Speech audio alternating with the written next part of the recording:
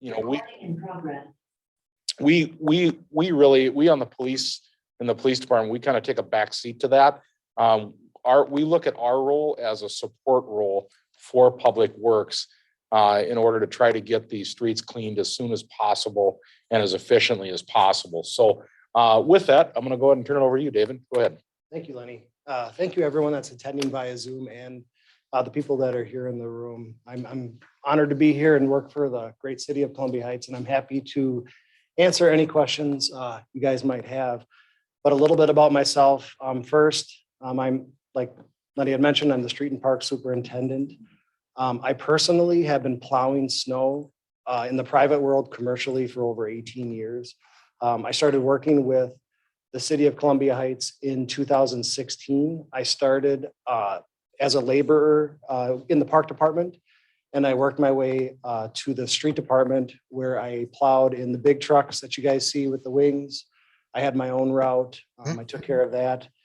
From there, I transferred from the street department to the street foreperson when that opportunity arose. So I was able to lead that operation from that vantage point. And then in 2018, I became the Streets and Parks Superintendent, the role of which I still have right now. So with that said, when I first started in Columbia Heights, I came from the private world.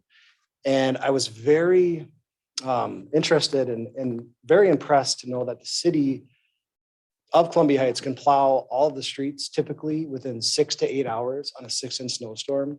So that's alleys, mains, your side roads.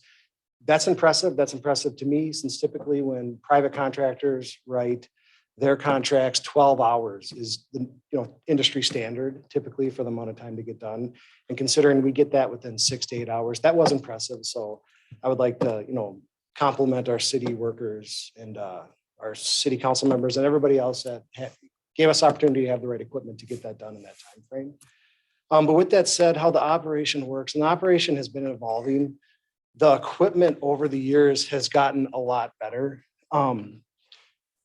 Back, 20 years ago, there used to be just front plows, and now our operation goes into our rear wings and belly plows, which basically reduce the number of trucks that we need to put on the road to be able to plow snow.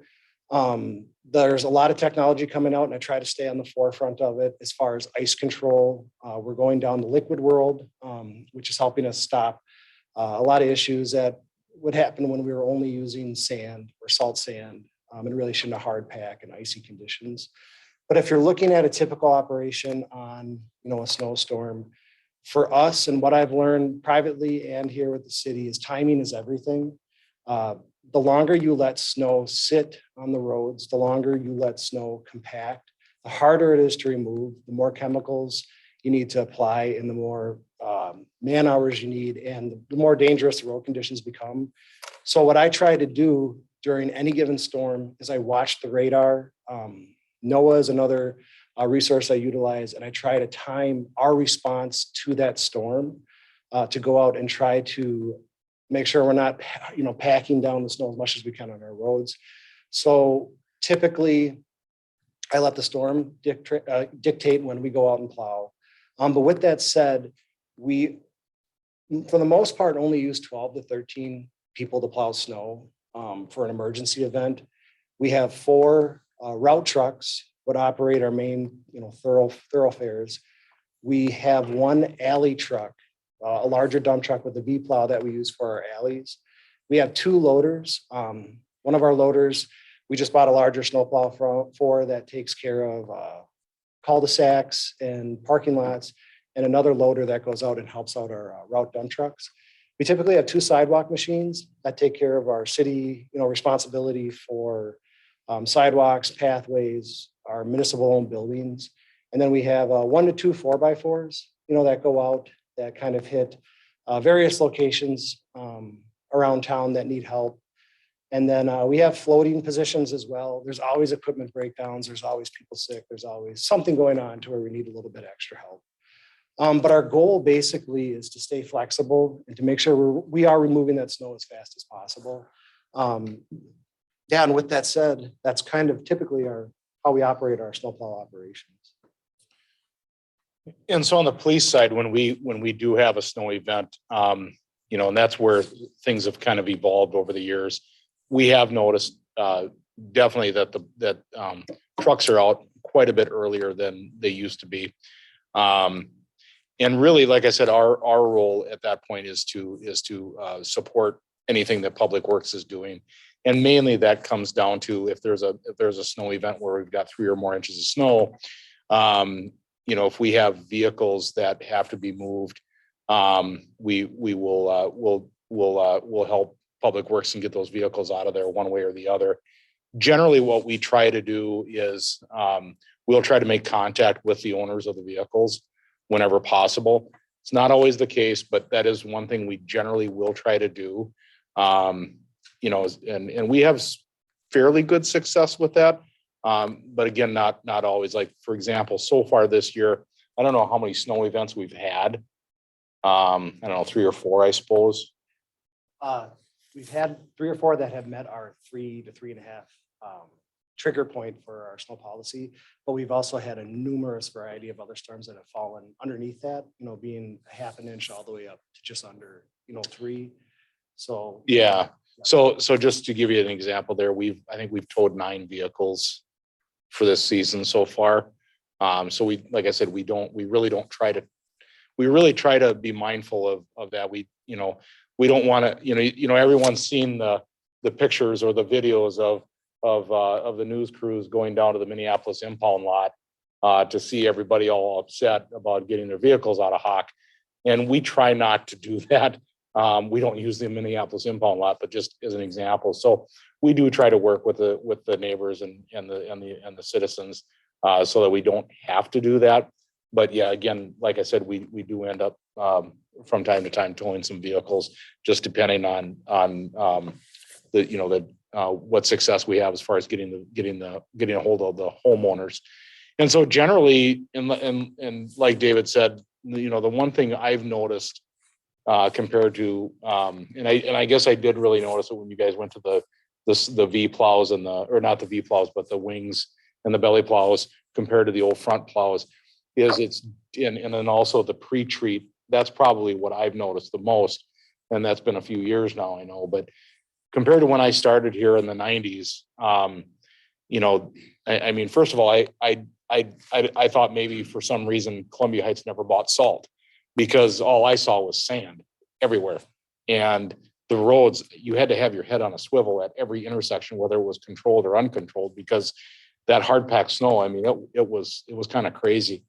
Over the years, I've seen that evolve as well, where now, I mean, even this time of year, the roads are, I think, compared to when I started, are definitely, as far as maintenance goes, they're definitely cleaner. And as far as seeing more bare road, we see a lot more of that, which for us is great. So with that, I don't know, David, do you have any other follow-up questions or responses before I kind of get into the frequently asked questions? I want to interrupt here just for a second, because Yeah. we had a bunch of people who I admitted since we started. So just for those people, thank you for coming to the Winter Public Parking Information Forum, and please direct questions to Maud if you have them. If you're shy and you don't want to ask the question directly over Zoom, you can send me the question and I'll read it for you. Otherwise, just let me know that you have a question or a statement, and I'll get you on the list. And then when we get to that point in the meeting, we will try to get to as many people as we can.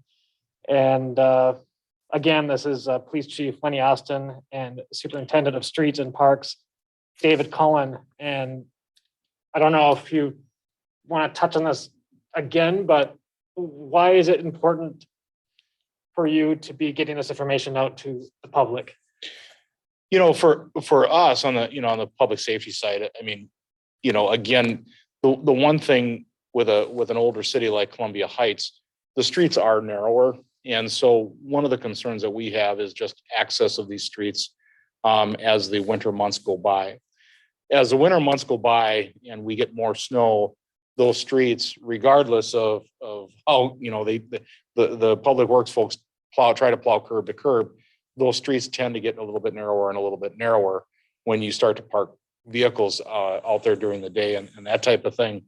And so for us, when you come about February or so, mid-February, you start to see those streets get really narrow. And for squads, it isn't so bad, but you try to get an ambulance down the road, down those roads, it can be pretty challenging. And I've seen over the years the situations where fire trucks can't get through or really struggle to get through. And that was before, I mean, nowadays, trying to get that aerial set up on a city street in the summertime can be challenging, let alone during the winter months. And so those are the big things.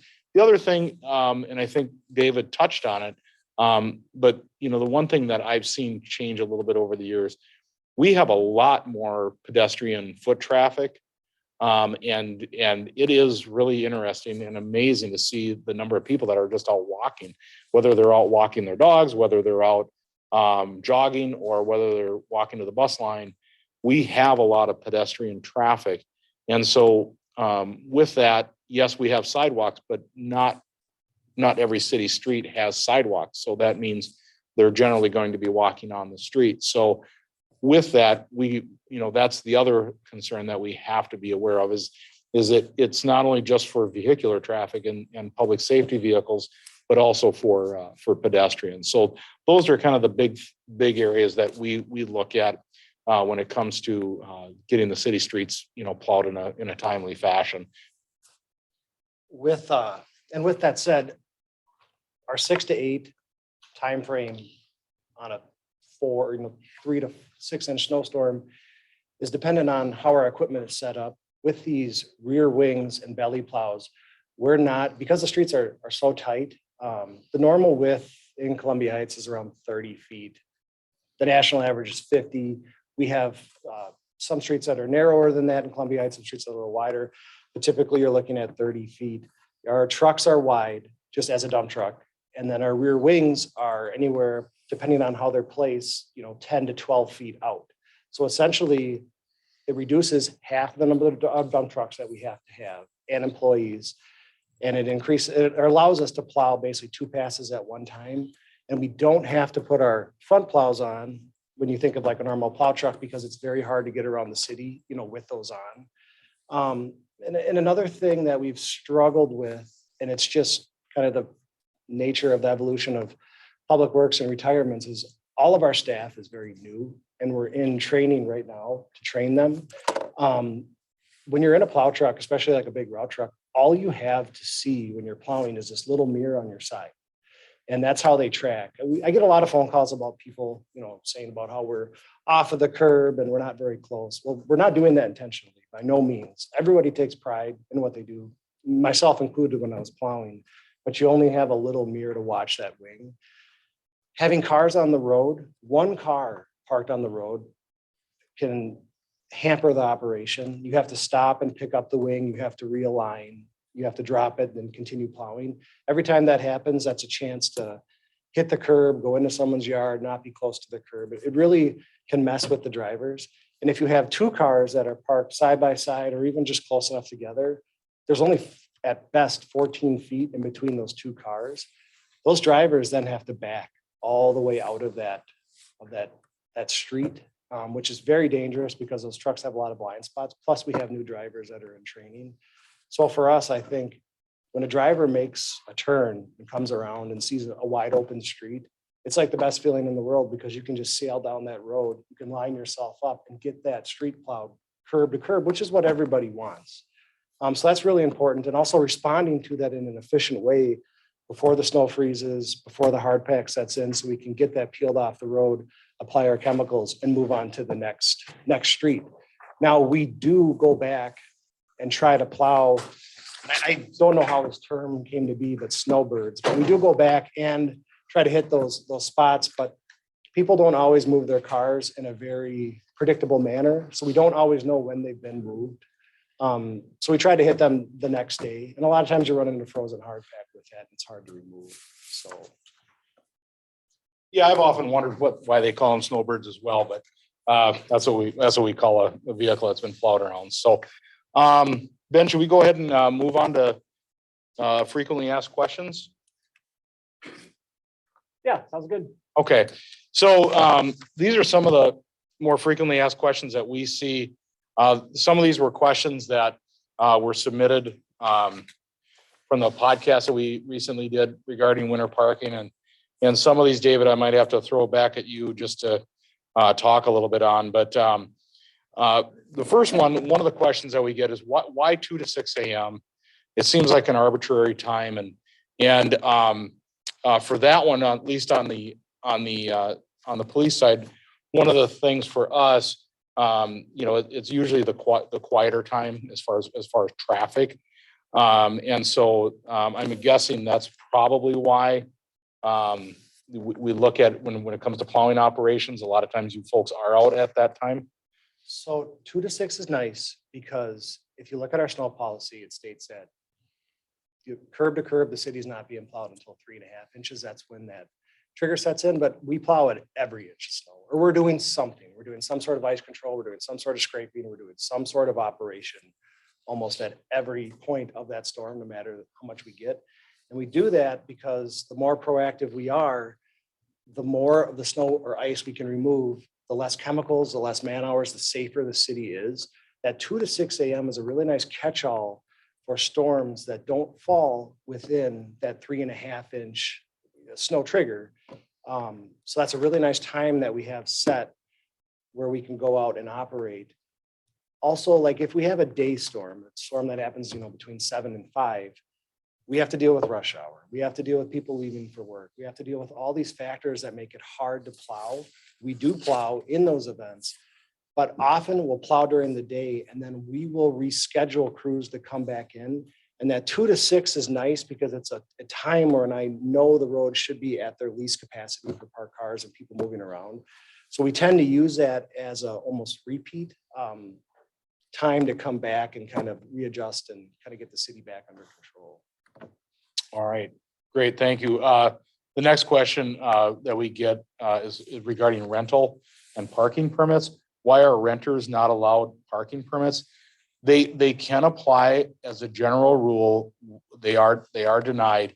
That is something that the landlord and the renter should be working out between them.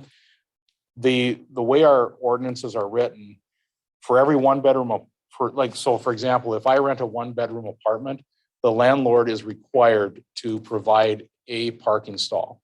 And so if 2-bedroom, 2 parking stalls, and so forth. And so at the end of the day, the landlord is required to provide some form of parking. Now I know I've talked to other folks in some of these larger complexes outside of Columbia Heights, and a lot of times you can pay for additional spaces and so forth. I get it. It is an additional cost, but that is generally something we do factor in, that landlords are required to provide some form of off-street parking. How many officers patrol between 2 to 6 a.m. enforcing the ban, and how much does that cost the city? So generally, depending on our shift minimums are generally 2 officers between that time frame. And so sometimes we will have additional officers, but usually the shift minimum is 2 officers. And I think that's an important thing to talk about is, winter parking is a priority, but it's not the priority when it comes to policing the city. Obviously, if there's a snow event, it moves up a little bit, but as a general rule, if our officers are working on other calls or are busy with other calls, those, like the criminal activity or suspicious activity, those types of more traditional police calls, those will take the priority. Generally, we write probably between the months of November to April 1st. We write roughly, over the last few years, we write about 1,500 tickets a year, or a season, I should say. That figures out to be about 10 tickets a night. So really, the reality is we don't write a lot of tickets when you look at it, when you break it down that way. And part of that is, quite honestly, there are some nights we just simply don't get to it.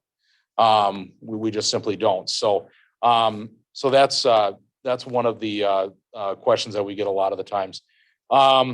Another question we had recently, why doesn't the city offer a parking sanctuary? When all the parking on the street is banned during storms. I know that is something that the city is working on. And I'm hoping that by next season, we'll have something in place. I'm guessing, Dave, would you mind passing this? I'm guessing that there, whatever the city comes up with, there's probably, and again, I can't say this because I'm not for sure on this, but there may be some type of a fee associated with that, or it may be a first come, first served basis. I honestly don't know. So, but that is something I know the city is working on. How much does the city raise between selling permits and writing tickets? So permits don't cost anything. The tickets are $25. So we average of, like I said, about 1,500 tickets a year. I honestly have no idea. Our staff looked that up because I have no idea how many tickets we generally write. That all does go to the general fund. But yeah, it's like I said, it averages out to be roughly 10 tickets a night. And again, a lot of time, most of the time we don't ticket during or tag during the holidays as a general rule, unless there's a snow event. So it does average out to be a little more, but there are some nights that we just don't get to it, depending on the calls. If there are I think we might have, if there are cars on the street, when the plow comes, do they get ticketed or towed? If they don't get towed, does the city make sure to go back to the street the next night to get the spots they missed?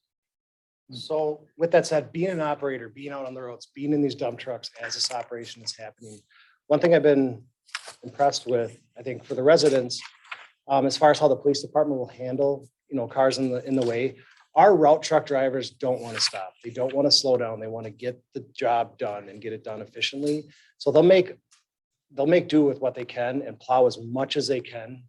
Usually what only stops an operation of which we will contact the police would be an operation where there would be like 2 cars parked side by side, or there's some reason that we just can't get a truck down a road and it just prevents it from being plowed.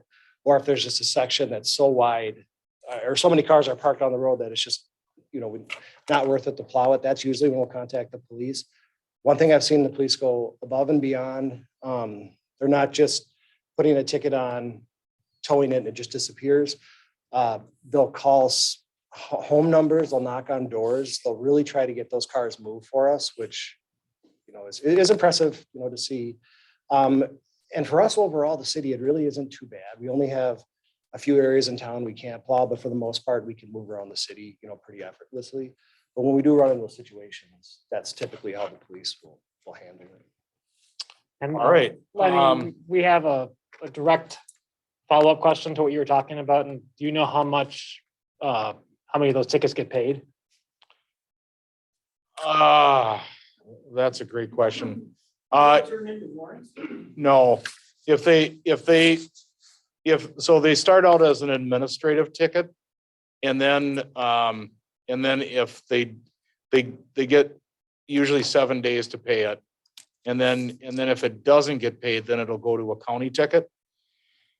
And I don't know how many of those county tickets go to. I believe and again, I'm not for sure on this, but I believe if the tickets aren't paid, that person's I think their driver's license privileges are suspended. Generally, like I said, we don't send that many. The vast majority of the tickets that get paid through the administrative process. They don't go to a county ticket. Generally, like say out of 100 tickets, probably just a few, 3 or 4 will go to the county, to where our city attorney will handle those. But generally, those tickets get handled. We don't just outright dismiss them. I hope that answers the question. Okay. And then the last question, then we can move on to the Q&A with the group. Why do you refuse to revisit the enforcement of this and change this from a blanket 6-month ordinance to an on-demand restriction? And then and it goes and so a couple things on that. And then the follow-up to this, Why not simply make it that if it starts snowing, you don't park on the street again until the plows have come through? And in the event it's been a particularly heavy snowfall. Well, so some of that comes down to consistency. One of the things I will mention, if we were to do an on-demand type of an event, quite frankly, the staffing, the police department doesn't have the staffing ability to make that happen. I don't, in order for us to do an all call to get extra people out to ticket on demand, that would end up costing the city some additional, quite a bit of money. As far as us revisiting the enforcement of this, so a couple things on that. We have tried over the last 4 or 5 years. We've had a couple of focus groups that we've tried to start up, and they have both died. And I mean died.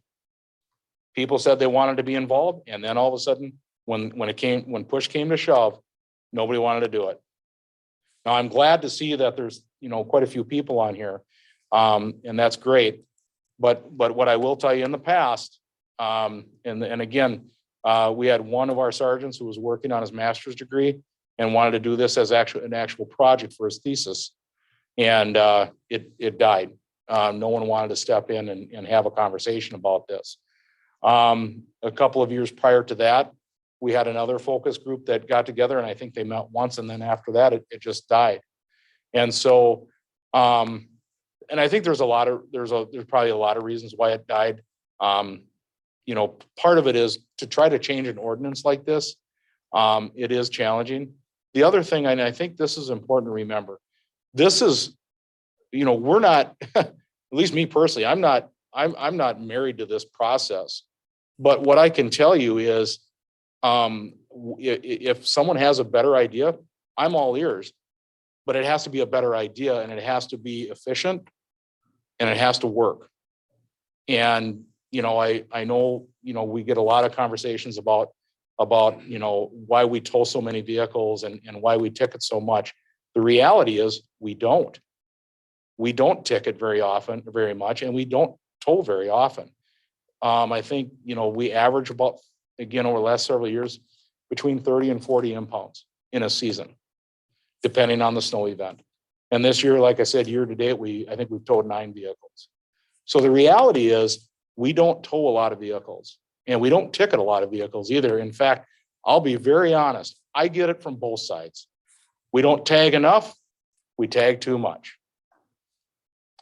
What I can tell you is we tag when we can. That's what we try to do.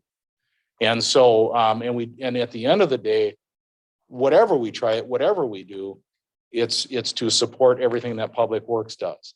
And so if we are getting a lot of complaints from Public Works, that tells me that we have to look at definitely changing some things as well. So with that, I don't know, David, if you have some follow-up on that at all or not. So there is one follow-up question to what you were just talking about, and that is, can you clarify why on-demand would require more staffing than nightly enforcement? I'm sorry, could you repeat that again, Ben?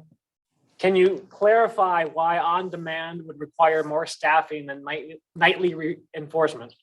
Sure. So if we did it on demand, like I said, you got to remember, we only have 2 officers on.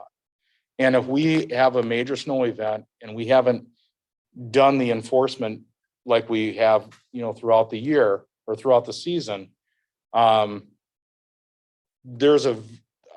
will be more vehicles out there. And to leave that with just 2 officers on top of the call load that they have to handle, quite frankly, they're just not going to get to them. And so it does and will potentially end up in a pretty significant mess. As far as doing a call out, again, that's another thing. We have to be, we do a lot of call outs for sick leave and those types of things already. But to add this to that, I think that would add some additional challenges as well. And so I hope that answers the question. But the reality is if we did that on-demand enforcement, we would have a lot more vehicles on the street, and to try to ticket during an on-demand event, I think it would be a mess. And I can assure you that we would tow more vehicles, because at that point, we won't be knocking on doors. We just simply won't have the time, because part of our job is to keep up with public works. And so with that, we would end up towing quite a few more vehicles.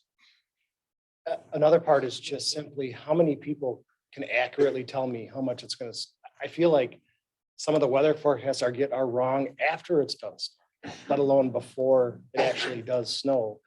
I remember in 2000, it was either 18 or 19, we geared up and we were ready for an 18-inch snowstorm that was coming. When we woke up in the morning, it didn't snow at all. I mean, there was nothing. And we didn't, it was unbelievable on that. Or we've had a lot of snowstorms that they're going to be an inch, 2 are forecasted, and all of a sudden we have 6. So a lot of this, we don't have a lot of warning ahead of time when this stuff is going to happen. We have to be flexible and able to respond. So I think we covered the frequently asked questions. So I think with that, Ben, I think we're ready to go ahead and open it up to Q&A. So if you want to kind of help us Yeah. get rolling on that. So for a couple more people who came in after we started, please direct your questions. If you want me to read the question, you can type it in the chat, direct it at Maud. I can see both of these co-hosts, but Maud is the one I'm checking more often, so I might miss your, if you chat and the other, send it to the Columbia Heights one. And then if you want to just say your question or speak directly, just make that known on the chat that you just want to make a comment, and then we'll just unmute you and get to you. Maybe we're gonna start in the actual room here. Is anybody who's here want to ask a question? I have to get you a microphone, so just hold on. So raise your hand. You have. Okay, we got one over here. I think you can hear me. I got a pretty good voice. This is so people on Zoom can hear you. Okay. My question is, what are the guidelines, first of all, to get a parking permit in this city? So let me pull out my parking guideline list here.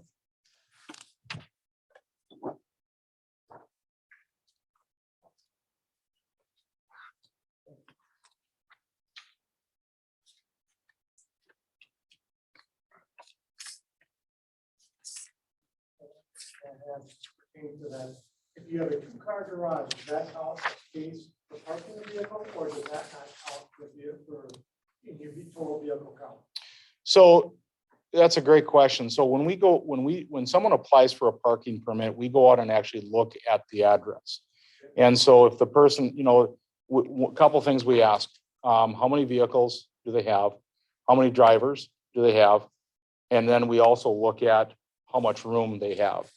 And a lot of times what we see is it's a situation where it's a situation of convenience versus, versus the actual room that they have. And so, some of the things we do look at as well, though, for example, is, do they have a situation where it's like for example, a work vehicle? That may be a consideration. Off the top of my head, I believe that we've certainly increased the number of parking permits we've had over the years. At one time, not too long ago, I can remember we had less than 10 in the entire city. Now, off the top of my head, I don't recall how many we have. But we do look at off-street parking and what they actually have as far as availability, and then also the number of licensed drivers. And one thing to keep in mind as well with parking permits, when we get that 3 inches of snowfall, the permits are null and void. So it's, yep. So the permits are actually null and void once we get a snowfall of 3 inches or more. And so I think that's an important thing to keep in mind. I will tell you, we do run into problems with these folks with parking permits from time to time when we have just a simple snow event, like less than the 3 inches. But as a general rule, those folks, a lot of times we don't have issues with the folks with the parking permits. They're very aware of the 3-inch snowfall. And so they're very good about getting their vehicles off the street. But like I said, to your point, though, yes, all permits are null and void if there's a snow event that we have where we have to get the plows out.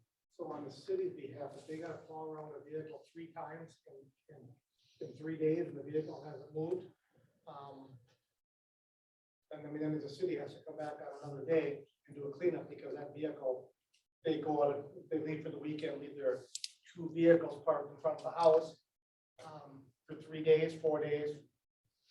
Yep, and so, You're the people that are using the system for the rest of the people. yeah, so if there, and we've had situations where, you know, and I'll be the first to tell you, we don't get them all. You know, but when we do get, a lot of times when we find out there's a snowbird or a vehicle that's been plowed around, it's a call from Public Works. And if they're trying to get their vehicles through, we'll, even if it's been a couple days since the snow event, we still will try to make contact if we have time. And if not, then we'll hook it, and get it out of there. So, that's a good question. So. Public Works has also been, our drivers, our route drivers have also been going out, and the parking problem, like I said, is not bad from border to border, every single street in Columbia Heights. It's pretty much specific to certain areas. These drivers know the areas. And if we have a large snowstorm coming, we have cards that the police department gave to us that we'll send our route drivers out during normal business hours, and they'll put them on the windows of these cars that are known to be parking during a snow event. You know the picture, you know what they are. Yep, and we try to help them out that way, just as an extra a reminder that, you know, hey, snow's coming. We're gonna be out. And that's helped as well. Okay, so I just want to, Lenny and David, could you repeat the question once you get it, just for people who didn't hear? Oh, sure. Yep. And then for those asking questions, please give your name and an address is what we normally do for a council meeting. So it seems like it makes sense. No, we don't. Oh, okay. So would you like Just a to- name. Just if they live in the city and what their business is. So if they have a business in the city, they can say that, or Oh. if they live in the city. You can just repeat that. would you like my name and address or no? No. Okay. Excuse me. So just to say that again. People can just say their name and what their business is. If they live in the city or if they go to school here, or they have a business here, what's their purpose with commenting at this meeting? Okay. That's what they need to share. Okay. Thank you. That was the mayor, for anyone who's wondering. So let's go back, and you had your hand up right here. Yeah, my name is Wayne Berglund. I live at 4852 6th Street. Our street is plowed from curb to curb. Now, are they talking about changing it to like Minneapolis? If that's the case, it's not going to work. My wife and I have lived in Minneapolis. I grew up in Minneapolis. Their plowing is terrible because of all the cars on the street. Where in Heights, we moved to Heights, bought a house because of the way the plowing is done. No cars on the street at night. It snows. They plow the street, they plow the alley before you even get out of bed in the morning the next day. That's why I'm totally against this whole thing. I'd rather leave it right the way it is now. I've talked to different plow drivers and they just shake their head what they got to go through. This isn't an alley. There was an incident here probably 10 years ago. Plow driver came down the alley and I was standing out there and I started talking to him. He couldn't go all the way down the alley because there was a car right in the middle of the alley. Couldn't get into the driveway, it just left the car there. So he went up to the house, rang the doorbell. They said they were going to move it. He drove around the whole block, came up the alley, and literally plowed that car right in because she wasn't going to go out and move it.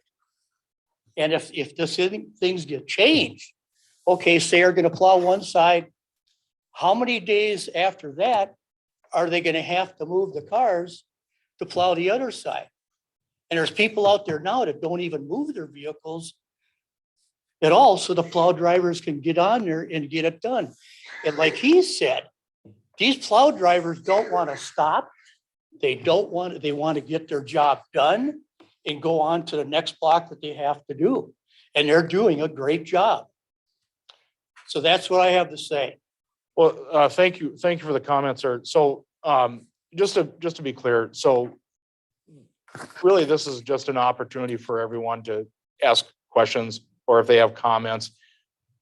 No one, as far as changing anything tonight, that's not the goal. But what we do want to do is take this information, and it'll be an opportunity to take all of this information, work with Public Works on this, and have a larger conversation as far as, what's working, what's not. Can we use some of this information to hopefully look at some things a little bit differently, perhaps?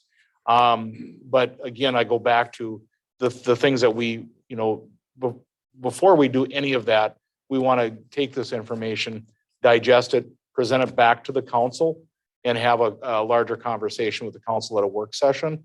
But like you said, I understand what you're saying. The one thing, and again, I mentioned before, if there's a better way to do it, at least either on the police side or on the Public Works side, we're certainly willing to look at.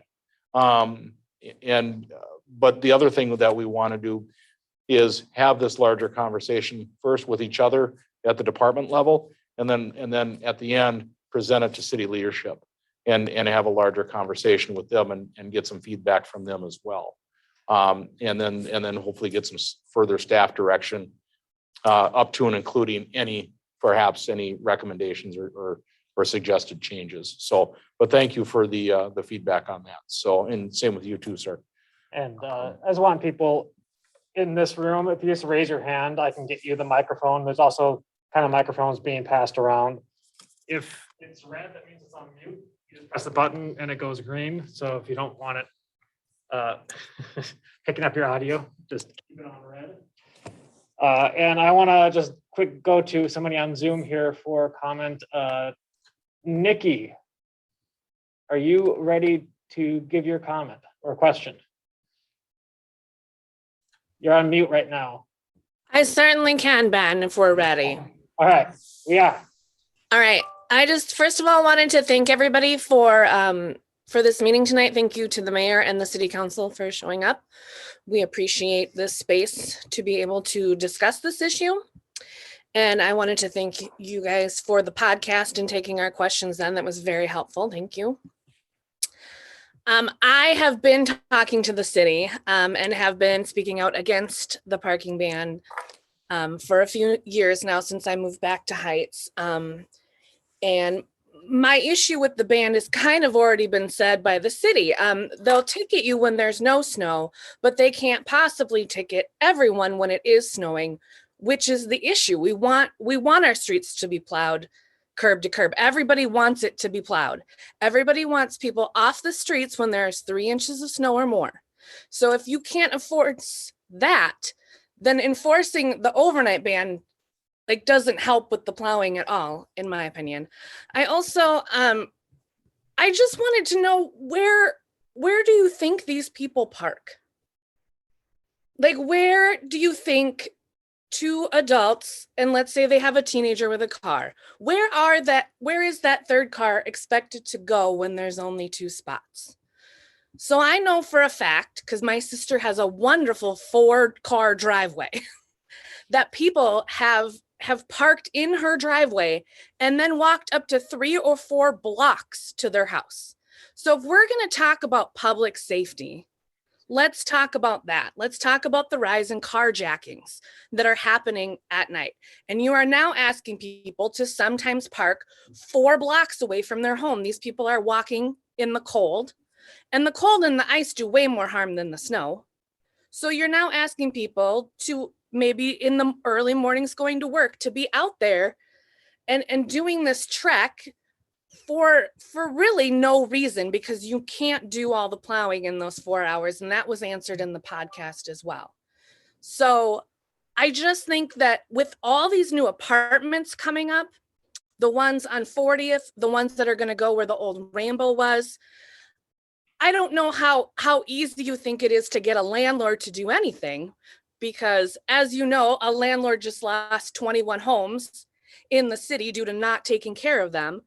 But saying to someone, oh, you can park on the street and get a ticket, or you can ask your landlord, who may or may not do anything about it, or you can park in this sanctuary space, but for a price as well. So I just feel like it's an inconvenience for every single one of the 15,000 people who live here. Rather, and with all these new apartments, like I feel like this issue is just going to get bigger. I feel like as these apartments go up, more people are going to have the issue with no parking, and we're going to revisit this over and over again. Okay, So thank you. okay. That is where I will stop. Thank you, Ben. Thank you. Okay, thank you for the comments there. So a couple things. Yeah, so the new apartments that are going up, they are required to have, and I think I mentioned before, depending on the number of bedrooms they have per apartment, they have to have that number of parking spaces. So if there's one apartment, they get one parking space. And that's something if a person rents, I think those are one of the questions that has to get asked ahead of time. What is the parking availability? That is something that I'm hoping that the tenants are having those conversations. It's kind of a buyer beware situation. There's no doubt. Look, I get it. When most of these houses were built, it was back in the day of the one car family, and I totally understand that. What I will tell you, and I want to talk about the crime part. If you really want to knock the crime down, we go no parking on any street year round. That will take care of that. There are a lot of cities that do that. Now, I'm not saying we should or we shouldn't, believe me, but the reason that a lot of cities have chosen to go with a year round parking ban is because of that very issue. So I think, and as far as the whole carjacking issue, I would say that the MO for carjackings is not leaving a vehicle parked because they can't park on the street. These carjackings that have happened and the ones that we have had, it has not been a situation where they had to park because somewhere because of the parking ban. It's been other areas where the suspects have had opportunities. So again, like I said, those are the things that again, this is a complex situation. There's no question, but there's a lot of layers to this. And so as far as the consistency in the ticketing, look, we don't tag citywide every night. We just simply don't. We do try to, within a 1 week period of time, we do try to cite or to go through the whole city. We'll take a section every night, and by within a week's time, we generally will cover the whole city, but we generally don't hit the entire city in one night. With the exception of in October, what we will do is we'll throw flyers out, and we do bring in extra people where we will 2 times in that month send flyers out and flyer the entire city a couple of times to let them know that the parking ban is coming. So that is one of the exceptions. So I hope that but I get your frustration. I appreciate your comments. So with that, Ben, you want to, what do we got for the next one? I don't know if there was a specific public works question that I can remember. Sorry if I didn't. catch it. I'll just throw out a follow-up question that we had to the something we were talking about a bit earlier. Could we use the reserve program for the on-demand parking enforcement? Well, that's a great question. Unfortunately, our reserve program consists of about 3 people right now. And we haven't used the reserve officer since the pandemic. And so until we kind of get into the rearview mirror of this pandemic, we probably won't be using the reserves. We do have part-time CSOs and full-time CSOs. Generally, those CSOs have other duties and responsibilities that they have to take care of. The other thing, recruitment and retention right now, even within the CSO ranks, So right now we are authorized for 5 CSOs and 2 part-time and 2 CSOs full-time. We have our 2 CSOs currently staffed right now. We have 4 openings in the part-time ranks. And so, but that's a great question. Okay, so I'm gonna throw back to the room here. Just unmute yourself and go ahead. Rachel James, president of Columbia Heights. You hear that, Rachel James? I'm super thankful for this opportunity to talk with Public Works and to the police. Thank you for putting this on and for all the counselors and mayor that's here. I feel like I've been in Columbia Heights for 11 years and I hear complaints every year, and sometimes I see it in the newsletter, but this is the first time. I have never heard of any focus groups or anything like that. So this has been wonderful to have the podcast and the questions. It's really wonderful. And I do appreciate our emergency services and the clean streets. My kids are Girl Scouts and there's no sidewalks by where we live. So we're going to be pulling that wagon through the streets. And so I love having the clean streets. That's super wonderful for us. And one time we lived here, we had to call 911 and boy, the fire was there within 3 minutes and got the situation sorted before even the ambulance got there. So I appreciate that. And that was in the wintertime. I do think we need to look at this ordinance, and I think this is really a city council question. I know you're just doing the best job you can with our tax dollars, and we appreciate it. And we don't want to move to a Minneapolis style. I think everyone agrees with that. But what we need to do is figure out how to make this ordinance fair and equitable for everyone. I'd be interested in looking at something like it starts at the first snowfall, or first, measurable snowfall, because usually we have 12 or so snow events or less throughout the year that are 3.5. I love the cleanups, but I know not every street's going to get that from 2 to 6 a.m. So I think we can I think it would be helpful if the city council reviewed this ordinance and looked at a way to make it fair for most people. I've talked with about 5 or 6 homeowners, and they all have garages that are 1-car garage, and they have 2 drivers in the city. So they have to do the rotation every single morning. And then a lot of times they get out at 7 a.m. There's 2 inches of snow, so they can legally park in front of their house. And that creates a problem for you. And our ordinance that we have right now isn't working. So I appreciate Chief Austin saying he'd be flexible on that, because if it snows 2 inches and they park in front of their house, we have a problem and they're following the law. So that's why I think we need to relook at this law, make it safe, make a way that we can make it happen for our city to be fair. As far as the renters ordinance, when we first moved here, we rented. We had 2 cars. We had a 2-bedroom and we only got 1 spot. Never heard about the ordinance or the law. And as a renter, you would have no way of knowing that. I asked the landlord, he said, just park on the street. And we did, and we got 1 ticket through the whole winter. And I thought, well, I guess that's a pretty good deal. And then when we bought our house, we said, we need a big driveway. So, I feel like that's not fair for people who are poor, because the landlords have no incentive to tell the renters what the law is. And the renters have no way of knowing what the law is. So that's my comment. So Rachel, thank you. And just real quick on a follow-up on that. So,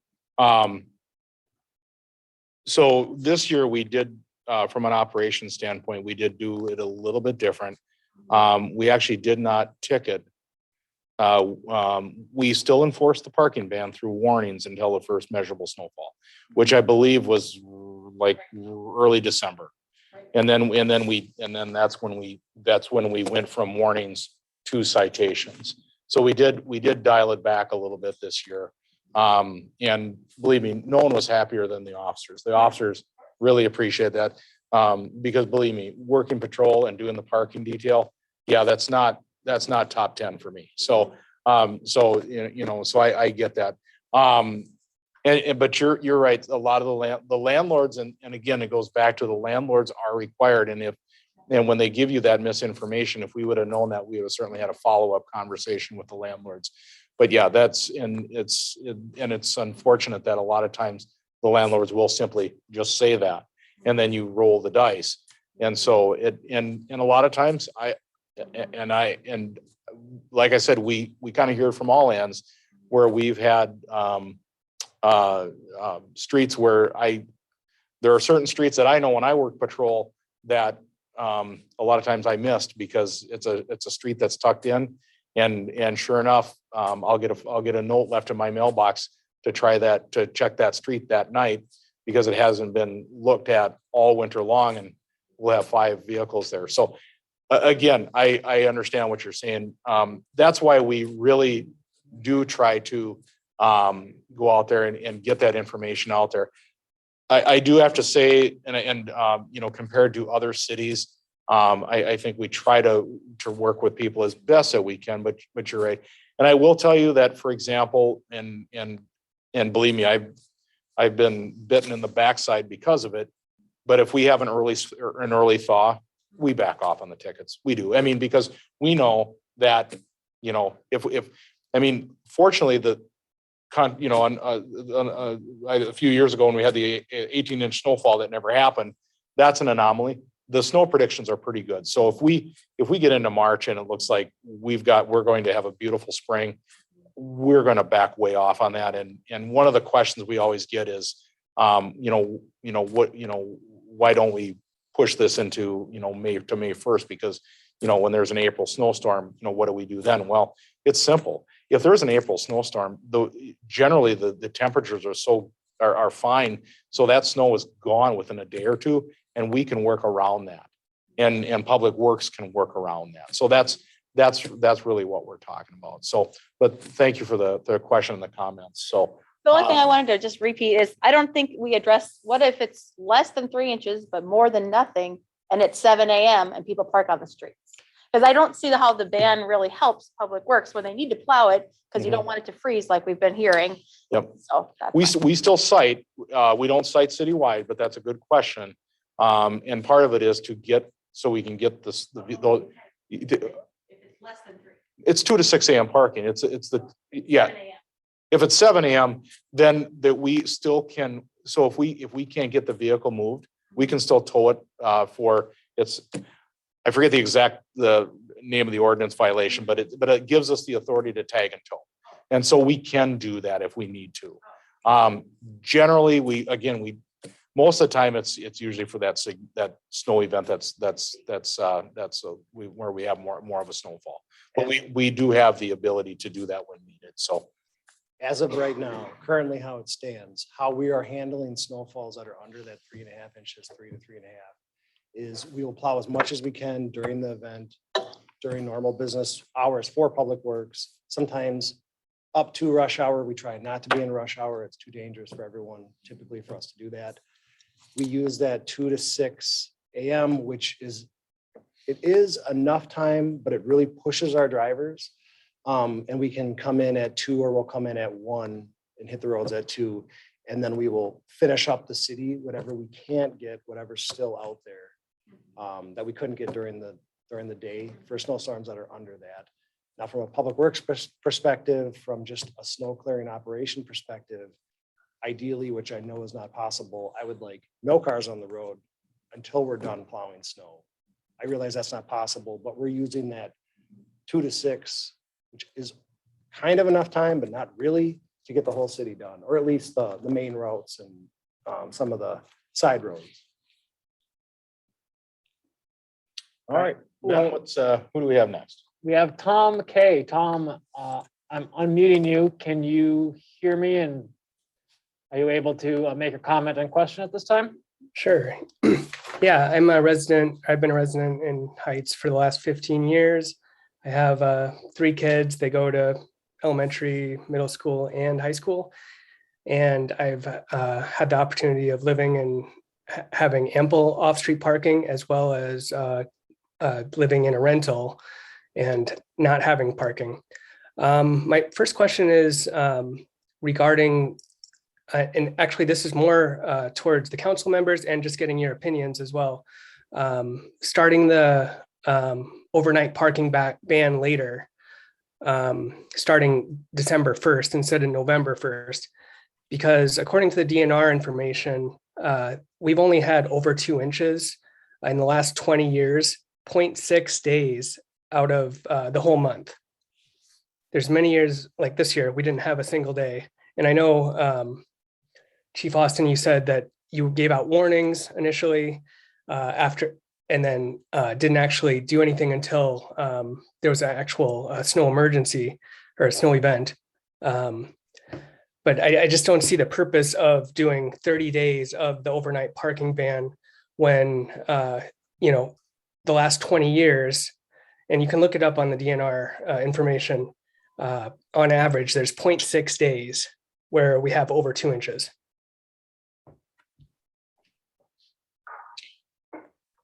So I guess I don't know if council wants to comment on that or not. That would require an ordinance change like I said, from an operational standpoint, we did make that change internally here and it seemed to work all right. But if anyone from the council wants to comment, I guess it's up to you folks, whatever you want to do. Yeah, sure. That's something that we've talked about. The chief and I have mentioned that with the climate crisis and the idea that winter tourism has, really dwindled from, opening snow used to be, sometimes mid-October even, and now it's barely the beginning of December. Used to go through April and now it's just going through the end of February, early March. And the DNR data that you just shared with us. I've mentioned let's, keep the ordinance the same, but just truncate how long it inconveniences people when there isn't snow. Because our parking ordinance doesn't really inconvenience people when there is snow. Like many people have said, we want our streets to be clear curb to curb. So when it snows, our ordinance is working well to get everyone motivated to have their not park on the street. But maybe we don't need to be juggling cars and inconveniencing people for a whole month, and that would just really help with people's inconveniences. Yeah, so again, what we'll do here, I forget who, Ben, who was it again? Tom, you're still. Okay, so Tom, we're taking some notes on this. And so this is an example, some of the information we're going to take and have an internal discussion with Public Works as well, and then have a larger conversation with the council at a work session at a later date. So thank you for that information. I have a couple more follow-up questions. Sure. The first one regarding the car sanctuary idea. You mentioned there would be a cost to that. That doesn't make a lot of sense from my perspective, just because you noted there was like 1,500 tickets given in a season, and at $25 a pop, it's just under 40,000 that brings in. And you noted it goes into the general fund, but at the same time, wouldn't that actually pay for whatever? I mean, I don't know the logistics behind a car sanctuary. I know Richfield has a new pilot program that they started where they are starting to have a car sanctuary or certain areas in the city where you can park. But as far as like charging people on top of, or giving them a ticket, it still puts the burden on people, especially in our community where the poverty rate is around 12%. It seems like it's unjustly and inequitable. Yeah, so Tom, like I said, as far as whether or not there's going to be a fee, I honestly don't know. So I can't speak to that. So I don't know what the plan is for that. Like I said, they are working on some of those things, and I'm sure they are going to, city staff will be reaching out to other cities that have similar programs. So I don't know the answer to that. I figured most places, if you're looking for a place to park, there might be some type of a small fee just to cover some of the costs of processing with staff time. But again, I don't know, and I don't make the rules on that. So I don't know what the plan will be with that and whether or not we'll have it ready to go for the next season or not. So did you have another follow-up question, Tom? Maybe if you do one more, and then we should probably. No, actually that's fine. Thank you very much. Appreciate the time. Okay, thank you.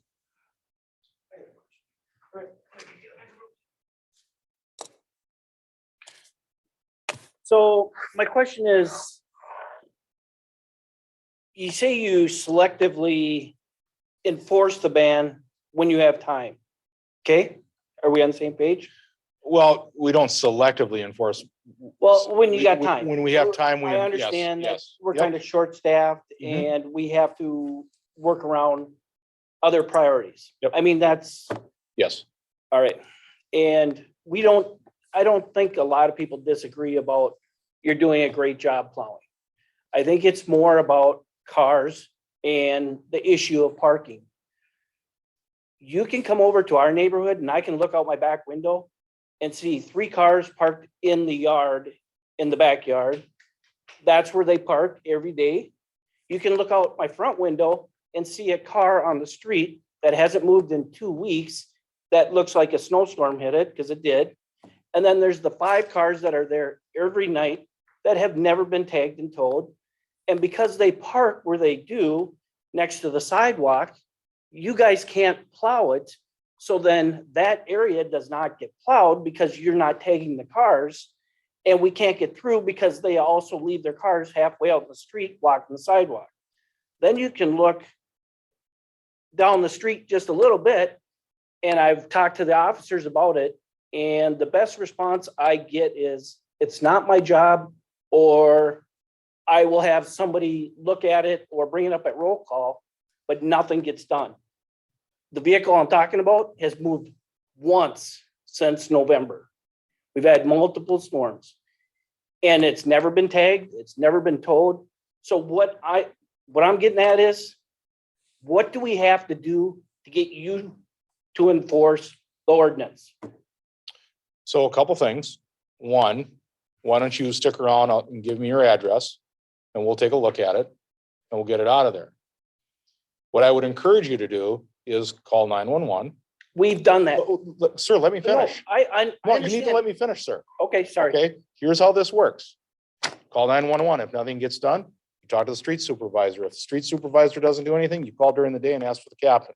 And if you don't get any response to that, then you call a council member. And I can assure you, when you call a council member, I get notified fairly quickly on parking complaints. So if you have not done that, I would encourage you to do so. But since you're here, why don't you give me your address? We will certainly look at that. Like I said, I will tell you that, yes, there are streets that sometimes, yeah, we can go in almost an entire winter and not get. I will be the first to tell you that.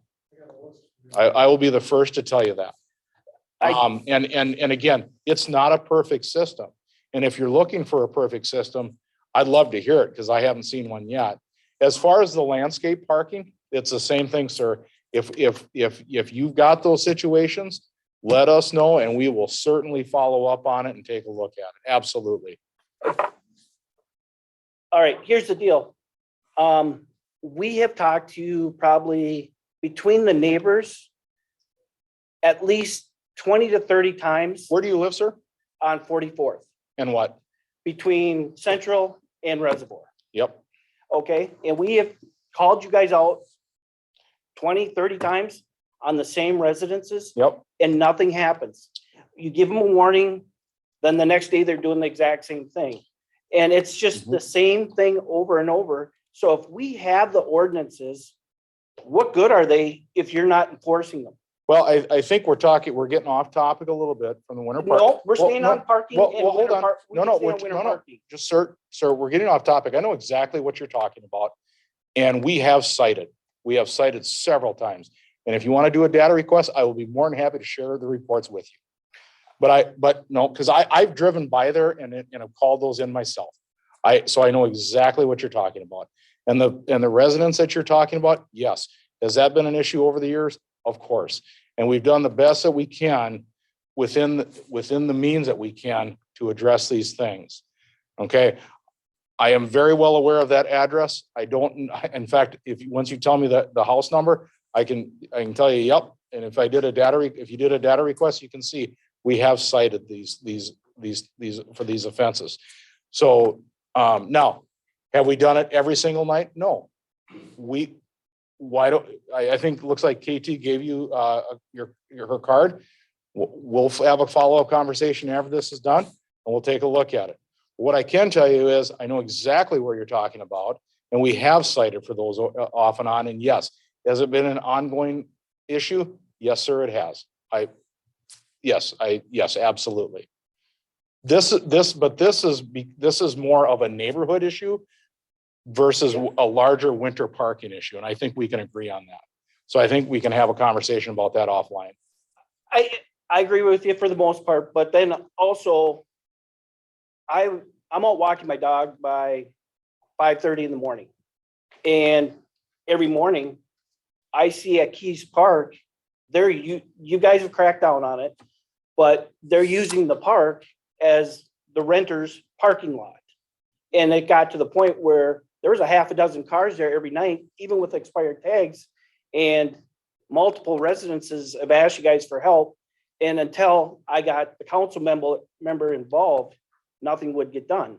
So we are going through council members. Yep. But it's also not really helping because, like I say, why are we expected to follow the rules or the ordinances, but they're not? I'm not here to debate whether we go to Minneapolis style or if we move from November to December. We're just looking at why aren't we enforcing what we have? If we want to change it, that's fine. We'll go through council and try and get it changed. But what we have, we need to enforce. Yep, and you're talking about Keys Park, and yes, we have cited for that. Yes, and that happens at other parks as well, where other people will park their vehicles. That's actually one of the questions a lot of times we'll get is, can they park in the park during the winter months? And the answer to that, of course, is no. All And right. so, yeah. So I just wanted to throw back to yep. to a Zoom question. Lauren, are you still there? Can you speak? Yeah, I'm here. Okay, Can you hear me? go ahead. Yeah, so I'm not going to repeat some of the sentiments that others had shared about the ordinance, but I do want to speak on one of my biggest concerns, not necessarily with the ordinance, but more, I think, the administration process for day permits. So unless this has changed in the last few weeks, and I'm not aware, the only way to obtain a one-day permit for overnight parking is to physically walk into a police department, fill out a permit paper during business hours, Monday through Friday. And this is just for one guest for one night. And I think you get like a limit of 3 a month. And so I think, there's a lot of issues with that. This means that if, let's say that I have a family member coming into town, or maybe I have a friend that's going to come sleep over, I need to take time out of my workday to walk into the police department, fill out a permit. Many folks don't have the capability or the privilege to do this. It's going to create a huge barrier for individuals to obtain a permit, money, distance. They don't want to go into the police station. We're in a global pandemic. There's a lot of things here. I think we also need to consider with this, the risk it puts on the community for increased drunk driving. So, life isn't always planned. I might go out with a couple friends. Maybe they come over to my house, have a bottle of wine. They need to decide now if they're going to get a ticket or potentially drive home under the influence. And while I know my friends might make the right decision, others who are broke or living at poverty levels can certainly influence their decision to drive home because they don't want to pay for a ticket because they don't have the money. So I'm curious to know if there's any push to, if we're not going to change this ordinance, if there's any way to change the way to obtain a day permit so that I could have family come spend the night and not be limited to leaving my work to fill out a permit. I'm sorry, what was your first name again? Lauren? Okay, thank you, Lauren. I made some notes. So we'll add that to this list for our internal discussion and see if we can look at that and do something differently with the process and moving forward. Yeah, that would be great. I do remember a while ago, I've been here for about 9 years. We used to be able to call in. I realize there's probably, a lot of issues with that administratively, but moving to online or doing something over the phone. I think if we don't make any changes, that would be a big help to reduce that risk. Yeah, actually, that's so. Yeah, that was one of the reasons we did change that And so we'll add that to the list and look at that internally as well down the road. So thank you for that. Okay, great. Thank you. I have a few more on Zoom who want to comment, but I just want to check with the room here first. Anybody else here want to? Oh, we're good? Okay. So Gail, are you still there? Gail, if you're still there, you're on mute if you're trying to talk right now.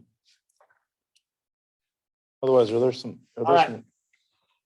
Well, right now, I'll jump to a. Are there some questions in the? Yeah. Okay. Here's a question. Not sure if they'll know, but is there a way for someone to report a landlord to the city if they do not meet the parking requirements?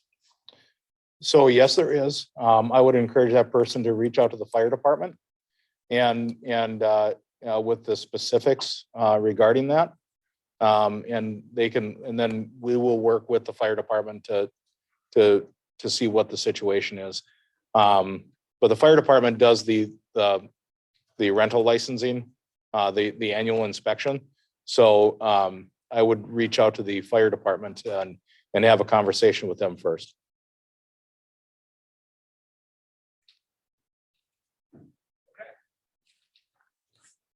Okay, Nancy, are you there? Hi, yes, I'm here. Hello, you had a comment? Yeah, I had a more of like an idea. I don't know if it's better or more efficient, but I just felt like this should be considered since we're working on this issue together. I was just wondering, is there any chance where we can be guaranteed or given the permits or the amount of permits that we request? Because not everybody has the driveway or garage space enough for all the vehicles.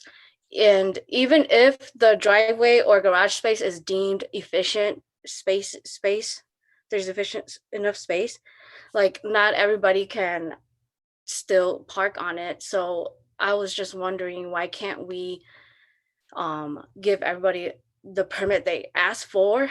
And in my case, we have 4 vehicles or 5 vehicles, and our driveway only fits 2, and our garage currently does not fit any because we have a lot of stuff. But like, my main question is, why can't we get the permits we asked for? Because it's not like we're trying to take advantage of the situation and want to park in the street. We really can't fit any cars on the driveway. So I was just wondering if that was a possible idea. And on top of how the permits are no longer valid when the snow falls, we all will move our car, even if we get, so if we get those permits we asked for, we will still move our car when it snows. So I just feel like this should be considered.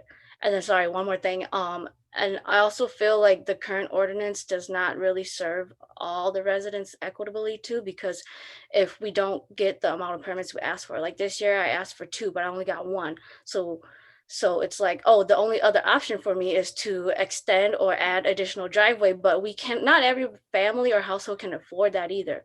So like, especially low income family too. So I'm just saying, why can't we try this method? We will still move our cars even if we get a permit for parking too. So thank you for that. So what I would recommend, so did you apply for a permit this year? Yes, I did. I requested for 2, but I was only given 1 because they said that our driveway and garage was efficient. There's enough parking space. And I think you kind of touched on it as far as your garage. It sounds like you're using it maybe for some storage, and so those are some of the things that we do look at, and so it is, what I can tell you is, like I said, we continue to try to issue as many permits as we can based on the circumstances. I think in this particular case, it is hard. I understand what you're saying. As far as just opening up, whoever wants a permit can get one.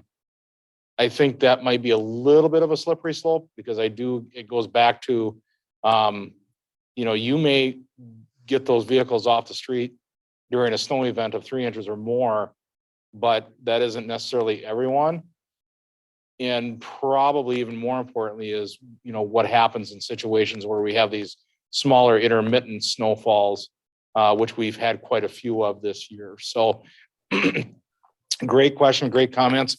Again, this is something that, we're gonna look back and revisit, as well as this parking permit processing. Like I said, we continue to try to issue more of these when we can. Like I said, compared to years ago where I think there were a few years we only issued like maybe 10 in the entire city. We've definitely gone up significantly compared to that. So I'm kind of stepping a little bit out of my lane here from the public works side of things, but I would also caution people as they're discussing, having these discussions at home and with your council members, to kind of note that if you don't have a parking place now, how does that change when it snows? So kind of keeping that in the back of your mind. And also with that said, also with this 2 to 6, think about who's not here, but the fire department and our utility department, who also has like water breaks and things like of that nature that happen around the city. So we are bringing in heavy equipment, larger equipment, not necessarily related to a snowstorm, that does require that access down the road. all right, Nancy, was that everything? Yeah, thank you for your time, but I just feel like it's very unfair that we have nowhere else to go and we can't afford additional driveways, so the parking permit is our only other option. So I just thought that that should be strongly considered. Even if it posed risk, I feel like it should still be considered. Thank you. All right, so let me pull up the next person on Zoom. Mike G. Mike, are you there? Yeah, I'm here. So All right, go ahead. This is Mike Trelico of 2nd Street. A couple of quick points before I get to the main question I had here. First, more to the gentleman that brought up Minneapolis style plowing. As far as any of us that are in organized groups to address the parking ban and reforming it, as it were, none of us are pro doing away with plowing, going to Minneapolis style. I just want that stressed. I feel like that always gets thrown around as the first rebuttal when that's not what we're after. Second of all, the focus groups and working groups with the citizens in the past. It was 3 or 4 years ago, myself and Nikki, who spoke earlier, actually met with you guys, had one of those groups. And at the end of that working group, we were pretty much made to think that nothing more was going to be talked about. We were done. That's why there was no more from us. We felt like we were pushed off, and that was the end of it. And then more to the main point I had, part of this was addressed earlier, but looking at the DNR totals since 1980-81, which is, I believe, what I had been told originally, that the Columbia Heights current parking rules were put into effect. If you scale the DNR stats to even just go to 1 inch of snow or more, it averages out to about 15 days per year between November and April 1st. So that's out of 150 days, that's 10% of the days we only need this parking ban. Yeah, there's some times the berms build up, and that's when some emergency stuff could be considered, but we're kind of taking an atom bomb to where you need a hammer. And that's the main thing we want to discuss. I hear all this about consistency, but it's consistently enforced outside of the ban without a multitude of issues. But Richfield seems to be running a pilot program this year, actually, of doing on demand as well. Someone may want to reach out to them and see how that's going. That's it. Thank you. I guess I'm not familiar with Richfield. I know someone had also said that Richfield has some type of a parking sanctuary program as well. So that is something we can certainly reach out to the city of Richfield on to see what exactly it is that they're doing that's different compared to Heights. David, I know you've got that breakdown of cities there. Yeah, looking over Richfield in this document I have in front of me, it does not mention that pilot program, but that, I'm not saying it doesn't exist. It's just not in what I have. Yeah, we just found out about it a couple of days ago. It's pretty new. Yep, and that would make sense. So, yeah, I don't have that information in front of me.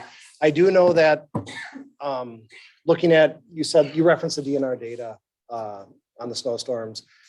Now, for us as an operation, a snowstorm might equal a couple days of work or more, depending on what's going on. There's also events where we deal with refreeze, refreeze being the hard pack on the road, which we try really hard to remove, melts during the day, it loosens up. We have to come back out, scrape, so each storm for us as for public works requires multiple, or could potentially require multiple days of work after an event happens. And one thing we haven't talked about either in this discussion are ice events, rain into freezing rain, which I have noticed, due to circumstances, going on with our climate have been increasing. If you look at the frequency over that, those events are very unpredictable and they're very dangerous. Our trucks, like if you've ever, and I've been out in these events, we have to drive backwards actually, so we don't slide off the road because of the crown of the road. That's incredibly dangerous. I've been in intersections where I've literally been on that crown driving backwards, slipped off just a couple inches one way and have slid completely down to the curb line. I'm praying to God there's no cars in my way, when that happens. So it's very dangerous if we're having an ice event, to be able as a city to go out and operate. And we get one or two every year, it seems like. And I know I try to schedule our crews to pre-treat beforehand, but if it's raining, it washes the product away. So, I mean, there's some events that are so unpredictable and so dangerous out there, that having any tools in our tool belt that can give us any opportunity of cars not being on the road are extremely helpful.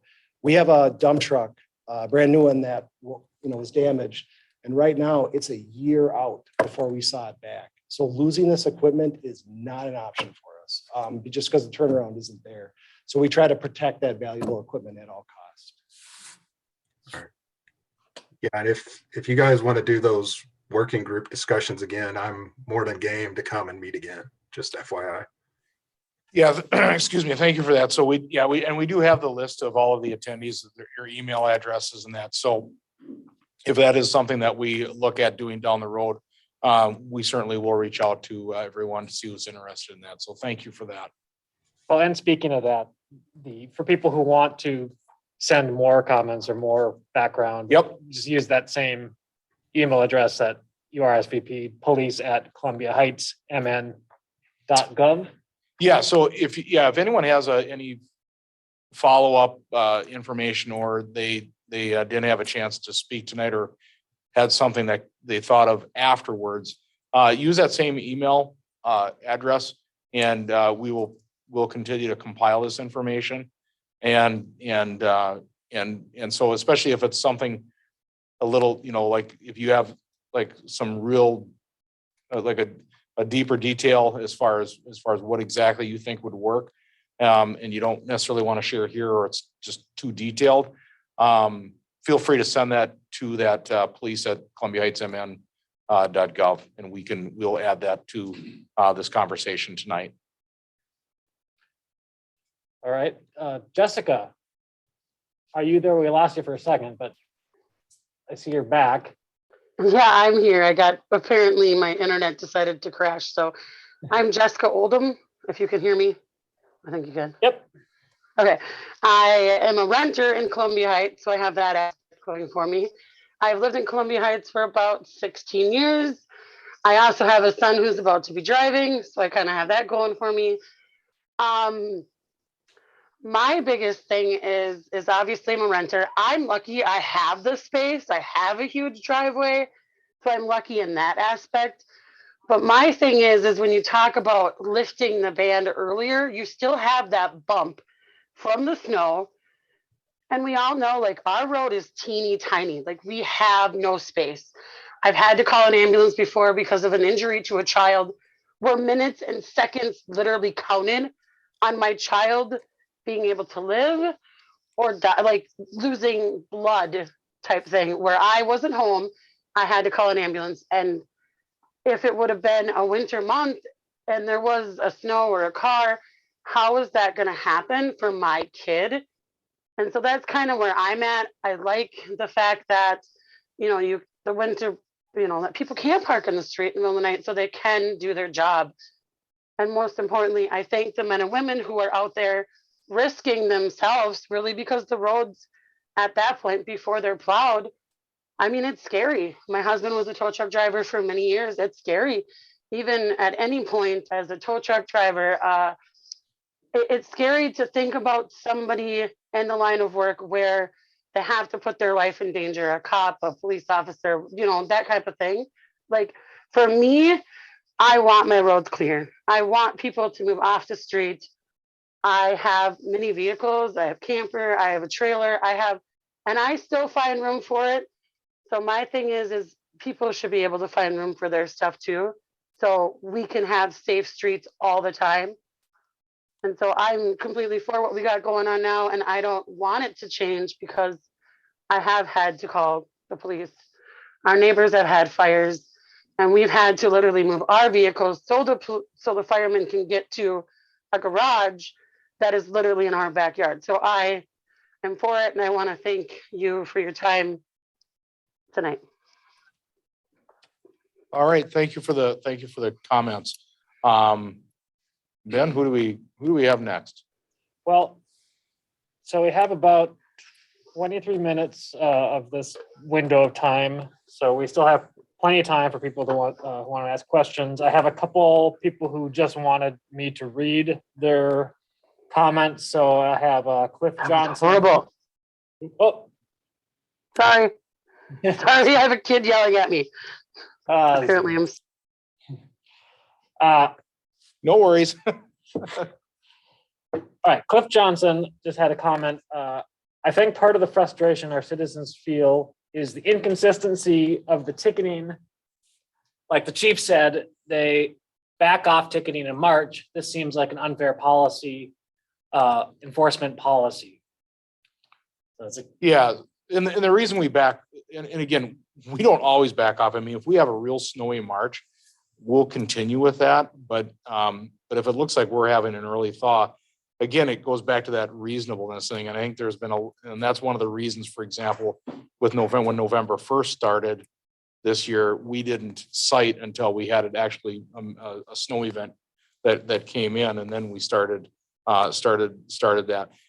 And the part about the spring thaw, that's something that internally we've done for quite a few years. I mean, and again, it goes back to sometimes we try to dial it back a little bit if it looks like we're going to have an early thaw.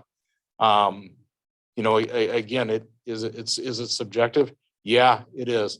Is it consistent?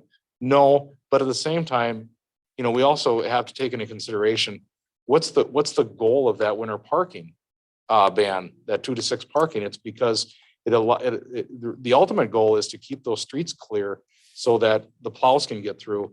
And if it looks like we're in mid-March and it looks like we're going to have a pretty early thaw, or there's, over the 10, 12-day forecast, we're having temperatures in the 50s. I don't see a reason to go out and cite or write 2 to 6 parking tickets. Have we gotten burned on that? Yeah, probably off and on over the years, sure. But as a general rule, yeah, I mean, if it looks like we're going to have an early thaw, we take that into consideration when it comes to enforcement. So but I get what you're saying, sir. okay. So I'm just checking the other chat room on the co-host page, and there's a couple comments here. Explain when those vehicles towed during the snow event or the following day. Please explain when those vehicles tow. Yeah, so a couple things on the vehicles being towed. Generally, it's the next day or two, or we just had one that was probably on the street for about a week before we finally got it out of there. But generally, it's generally usually the next day or two after is when we try to get out and try to get those vehicles out of there. And generally, I don't know what a tow bill is going for, but they're a couple $100. I mean, they're not cheap. Yeah. Yeah. I mean, I mean, to get your car out. So that's there again, that's one of the reasons we try to make contact with those folks to get them out of there. So that we don't have to saddle them with that toll bill. And again, those are some of the things that when we go down and look at different things here.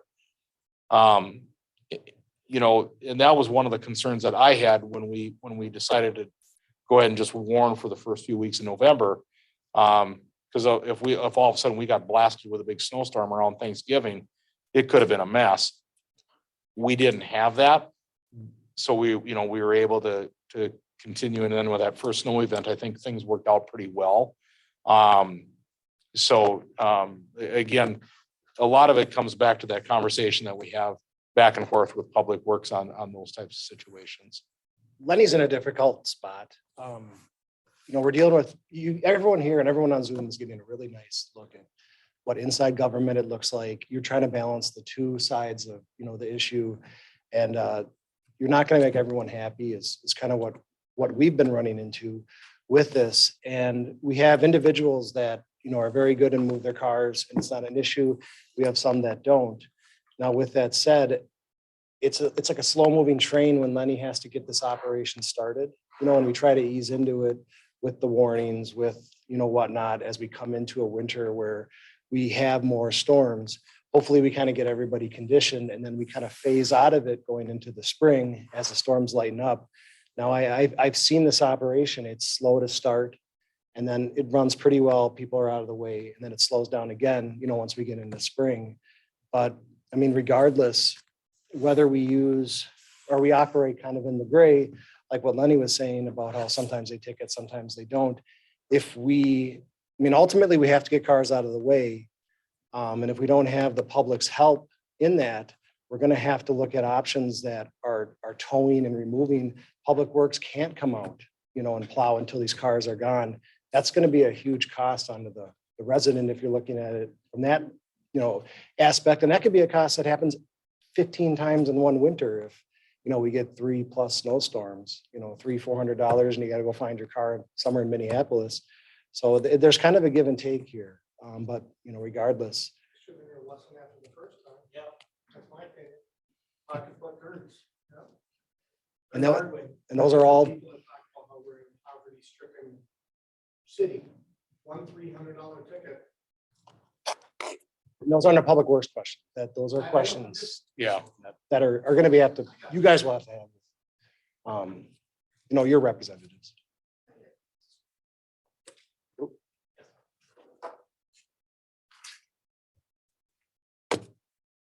Okay, my question is, you said if we get a permit, if there's a snowfall, you have to move your car, correct? So these people that are saying that they need permits because they don't have the place to park the car, where do they move them from the street when they have to move them with the permit with the snowplow? If they don't have room to put them on their driveway or the street, they need a permit to park them. So where do they move them when they have to get off the street? If they don't have room in their driveway right now. And my other issue is some people are saying they're inconvenienced. Well, what about the snowplow drivers that are inconvenienced for people parking on the street that they have to go around them or they can't do the street?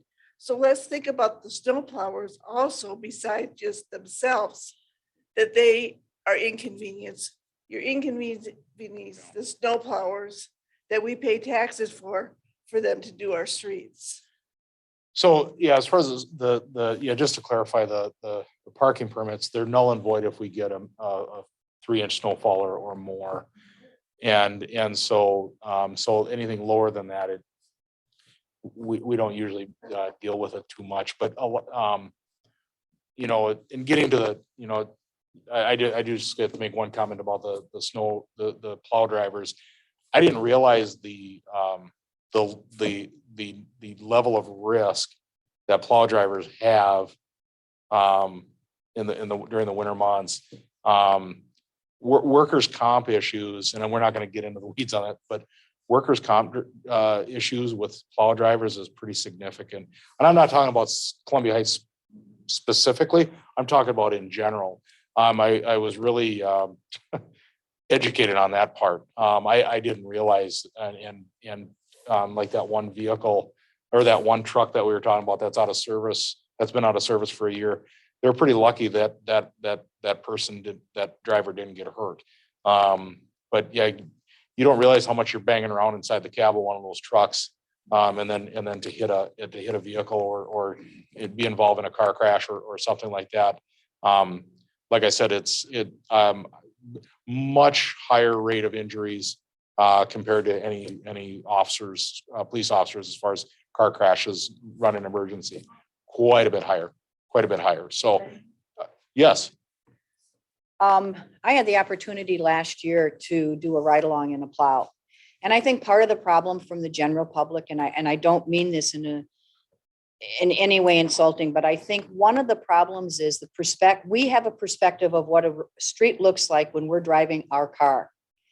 And I'm going to tell you, you sit in the cab of that plow and you look at that tiny little mirror that Dave's mentioned, and you look at the responsibility that a plow driver has in that moment, and you look at the size of that vehicle is not going to stop like my Buick. It's not going to happen. And we did approach one of the streets, and there were cars on the street. We started to slide backwards, and it was terrifying. I didn't feel like I was in any danger in that sense, but I really wish all residents could have the opportunity to experience it, because your perspective is completely different when you're sitting in that huge piece of machinery. It's not like driving your station wagon, your SUV or your van or car down the road. Very, very different. Thank you for that. These plow trucks are two-wheel drive too. And I can remember plowing in a significant snowstorm where if we stopped, we got stuck and we never moved again. And I would have to jump out of the truck. I'd have to climb in the back of the dump truck, and I'd have to shovel salt out from behind the wheels and then try to back out. And if that would happen on a residential street where there's cars in the way, we just couldn't plow. And then just the snow throwing around the vehicle to the left and right. We try with our rear wings. Not only do we reduce the amount of dump trucks we have out on the road, we're also able to wrap the corners. And what wrapping the corners means is that we don't leave those gigantic windrows that you run into. And in doing that, we have to circle each block. And if there's cars in the way, sometimes we can't circle that block. If they park right near the intersection, things like that, they'll steer us, or push our vehicles over. And then we get phone calls saying how we're not close enough to the curb. Well, a lot of that happens during those moments when we're going around other vehicles or just getting pushed around. So just having control of the vehicle is super important. Having those vehicles off the road is even more important. And then factoring in our new drivers and the training that I've had them go through, and just that confidence level we have in them, and that they need to have out there doing their job is really important. We have, with Public Works, we stretch everything we have as far as we can, our equipment wise. We have great equipment, and I thank the residents and the council for that. But some of our equipment, manufacturers turn this stuff over. Cities replace this stuff a lot faster than we do typically. Like, we're holding on to these trucks for 20 plus years. There are parts on that truck that they don't make anymore. Some of our salters or augers or controls or spinners. If that gets damaged, I don't know what to tell you guys as far as how I can still maintain that level of service if we lose like certain pieces of this equipment, because there isn't any options on some of this stuff. So that's why it's really important to, we need the residents' help on this, pretty much to, make sure. And I'm here and I want the best for everybody, and I'll listen to any ideas, but at the end of the day, we have to somehow find a way to, open these streets up and keep them car free. We have an equipment question on the chat. When plowing the alleys, can the plow blades be slanted away from the parking spot entrance? No, so we operate on a V plow. We use a very large, the same route dump truck that we use to plow the regular streets. We have a specially made specific V plow that we can control the angles on. We don't pick the snow up and put it in the back of our trucks and take it home with us. We plow it to the left and to the right as fairly and as, equally as we can. And that's done with the V plow. So unfortunately, that snow is going to go to the left or right. And another thing that really hurts, or really doesn't help us in the alleys, is that these alleys aren't necessarily smooth. They have a lot of ruts, other things that happen with them, just over people driving over it or packing it down before we get there. So that blade's not always able to dig in and clear that down to bare pavement, but that snow can only go left or right. Thank you. Any other comments in the room? All right, go back to the chat. This one, Lenny, is going back to the ticketing question. Are the tickets, do you find the parking tickets going to the same people over and over again? Yeah, that's a great, short answer, I don't know. I'm sure we've tagged a few. I will say, I believe when it comes to towing, I think to your point, I think once a person gets towed once, I don't think we end up towing twice usually. But as far as recidivism on tickets, I'm sure there are a few that we've cited on more than one occasion, but that's generally probably the exception would be my guess. But I can't say that for sure. Okay. KT, we have a follow-up to your comment, follow-up question. Ask if that happened during the hours of the ban. The plowing? Yeah. My ride was, I started, I don't know, I think it was 6 o'clock in the morning, something like that. Yep. And I rode until well after noon.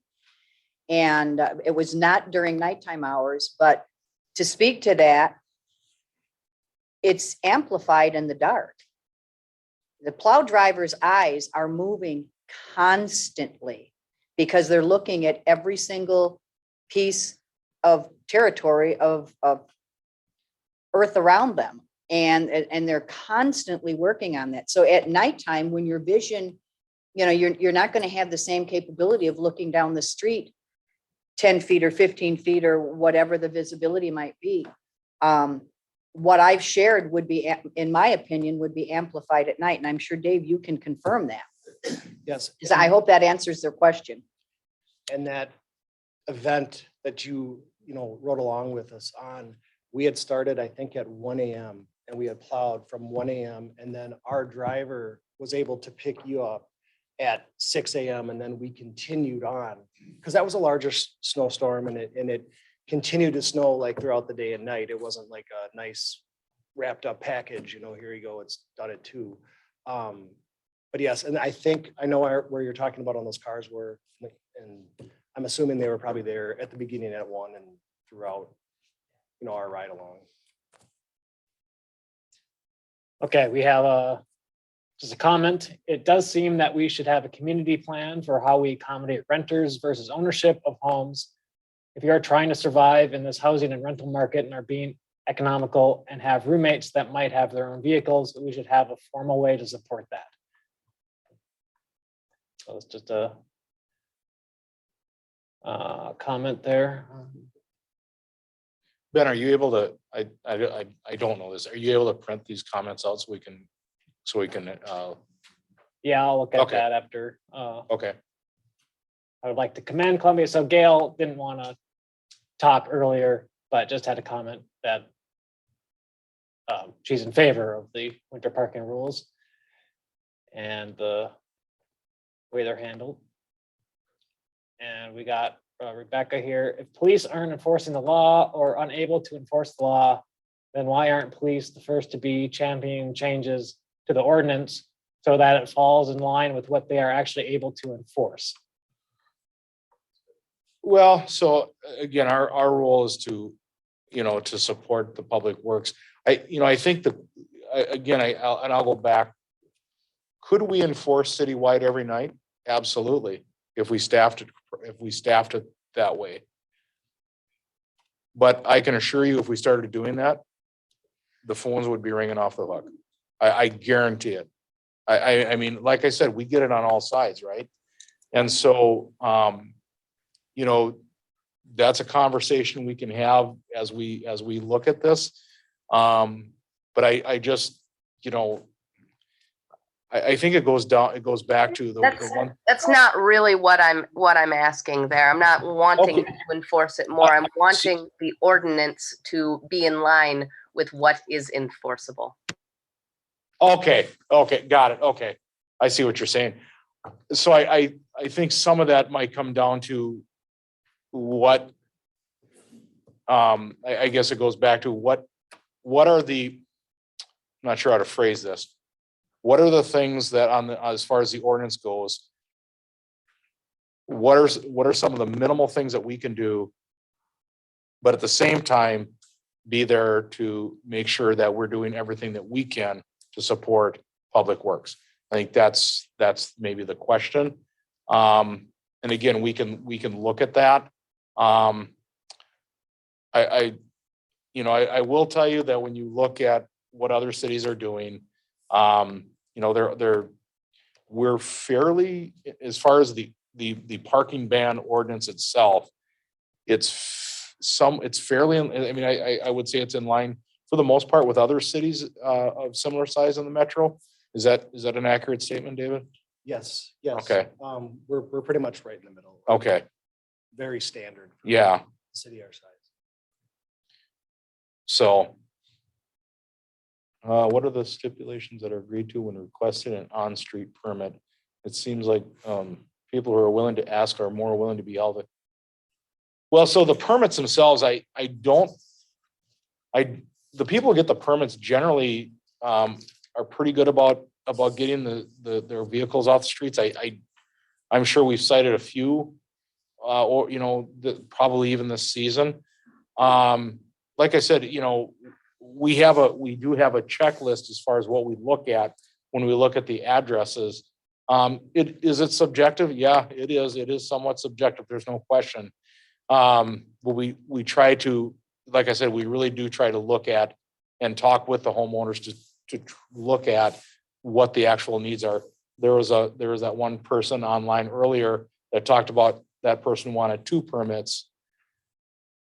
We kind of split the baby with the bathwater on that one and gave them 1.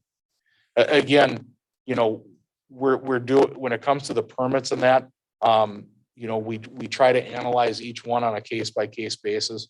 But, you know, the reality is sometimes, yeah, we do have to decline those permits. What else you got there, Ben? What about the snow left on the middle of the alley? Can there be a second plowing to get rid of it? The next 2 days will be very cold, so it will be solid ice. A few years ago, I had major damage to my car exhaust system. So that speaks again to timing, that it speaks again to having, you know, it depends on what time the storms start and stop. You know, if we get a day storm and there's just normal vehicle traffic over it, that's going to pack down. And when our alley plows plow over that, they don't scrape anything up, you know, because it's all frozen down. And if we get a day, like in the daytime where it does melt, we are sending trucks out. Like I said, you know, there was one example of we only have 15 events per winter, but we are working, you know, constantly, you know, throughout the winter after the storms responding to that. So yes, we have loaders that do go out and rescrape alleys. We have our alley truck that goes back out. Another issue, and Public Works can get unfairly blamed for this, is we have residents that will shovel or throw snow back out into the alley after we've gone through. We will get a phone call saying we were never there, only to come back and, you know, realize that was the case, you know, and then we will replow that in that circumstance. But yes, alleys are tough. They're tough because they're tight. There's power lines, there's poles, there's all sorts of things that we contend with going through an alley. And just by the nature of the ruts and just some things that happen in the alley, they're hard to scrape clean. There really isn't a really good way to scrape those clean. And then we have to prioritize that service with our main roads, our side streets, our police department, our fire department. So it all kind of has to fit into that project. But no, alleys are something we do work, hard on to keep looking well. And we're at our 2 hour mark. Are you okay doing a couple Sure. minutes more? We Yeah. still got more questions on here. Sure. And if you're listening and if I passed over one of your questions by accident, I'm just reviewing 2 different computers, so it's possible, or if a comment was missed, just send another quick chat to the mod chat and I'll get to it. So Lauren, you had a follow-up comment. Yeah, a couple of comments. So I just wanted to follow up on, I forget her name, but she just made a mention about, where folks are parking when it snows, right? Rather than every single night. And it's just to answer her question, some folks might park in Minneapolis, they might park in a parking lot somewhere else when it snows, but the difference is that it snows maybe 12 times a winter and the ordinance is every day. So it's much more manageable for a person to do that when it snows rather than every day. And I think that, Columbia Heights and this ordinance, it's very much clinging to a suburban feel. And with Minneapolis sprawling, it's moving out, we're just becoming more and more urban, and we need to accept that more people, they're going to occasionally need to park on the streets. And I think, especially with the building of the new apartments that we're seeing, we're going to see a lot more renters.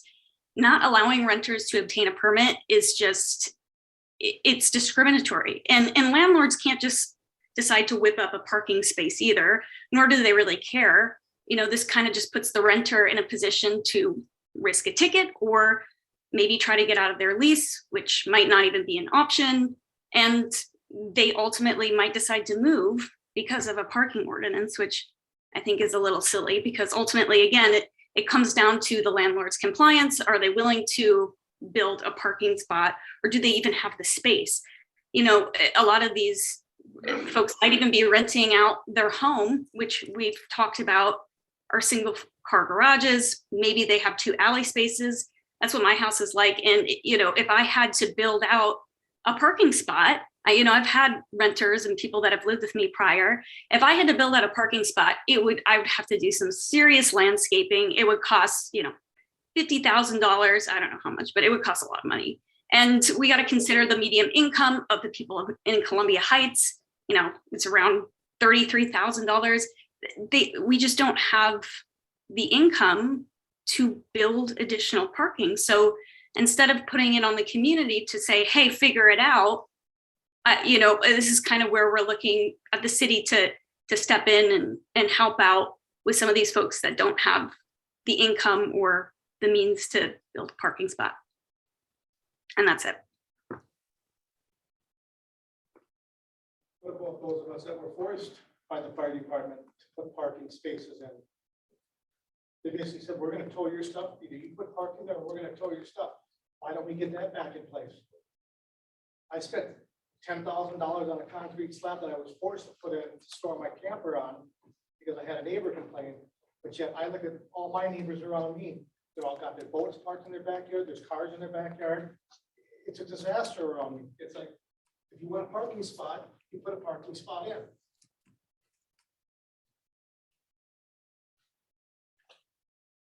I guess, Alan, I don't know what addresses you're talking about, but I would, when it comes to that land, some of that, the parking on an unpaved surface. Yep. Yep. Sure. Yep. Nope. No problem. Let me see here. Rebecca, did you have a follow-up comment you wanted to make, or did you want me to just read yours? It was a follow-up comment about the alleyway situation and discussing the likelihood of the freeze-thaw cycle, especially in the alleyways where when you have to drive through the alleyways the 6 months out of the year. It's constantly packing that down. Ruby, quiet. And then you have those freeze-thaw cycles that are especially prevalent in the beginnings and ends of the seasons when there is no snowfall. And so by adjusting this ban, it would alleviate that greatly. And I'm just wondering if you can discuss issues about forcing people off the street whose only access to parking is through those alleyways. So I'm trying to wrap my head around kind of the parking ban and then the freeze thaw cycle. But I do know that we have noticed the freeze thaw cycle has been increasing. You know, we've noticed it kind of throughout the whole winter season. So that has been an issue. There is more of a freeze cycle that I've noticed over the last 18 years of plowing. But again, the alleys are a different issue and they're a whole different. But the problem with that, you saying that it's a different issue for these things, is that it's a different issue, but the same rule applies. And you talk about this being a complex issue, and you have a blanket solution for a very complex issue. And I'm wondering if you can address those issues. So could you help me? How does the 2 to 6 parking ban correlate with the alleys, I guess? Because it's an everyday thing. So every single day we have to drive through these regardless of whether there's snow or not. And so if we didn't have to drive through these alleys every single day to get to our garages, to get into our driveways where the alleyways are packed because of the snow plows pushing all of that snow to the sides of the road, because I know they have to do that and I understand that. But so we constantly, every single day, have to drive through these areas. Whereas if there wasn't as much traffic going through those alleyways every single day, several times a day, by every single vehicle that has to park in those driveways, then we wouldn't develop those ruts in the alleyways the way we do, because there's so much more traffic going through there during the parking bans. Those ruts are also a combination of not necessarily the freeze thaw cycle of the snow, but of also the ground underneath the alleys. And you notice that a lot in the spring. Heavy truck traffic, right? Garbage trucks. In the spring when there's not that snowfall. Yep, things like that. What can happen in that situation is they tend to V the alley. So you'll have ruts where the tires are. We can't, no matter how we go down an alley, we don't have the tools that could remove that out of the ruts, the tire ruts. Right. So what ends up happening is regardless whether or not the vehicle drives on it or not, our plow just tends to skim. Okay, but then we have no other solutions for doing, like, you don't have the tools to be able to deal with our issue. We shouldn't have to drive through this area when it's damaging our vehicles. It's not a proper solution. And I guess if you do notice an alley where it's getting to that situation, please reach out and call Public Works, because we do send, like, there really isn't necessarily one specific tool made, for this. We have this cutting edge, they call it a spoon. We've ran that through, but that we put on a loader, but that always doesn't get into the wheel ruts, the tire ruts that form in the asphalt. But if you're running into a situation where the alleys are, in that condition, please reach out to Public Works, and I'll try to get, a crew out there and address it to the best of our ability, to help the residents out in that alley.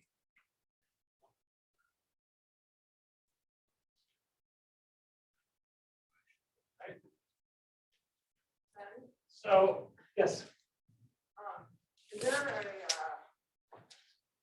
a space on the website where people can write in if they see trouble spots like potholes or bad alleys? I just thought it'd be a good thing to put out there so people I don't know, can easily find that.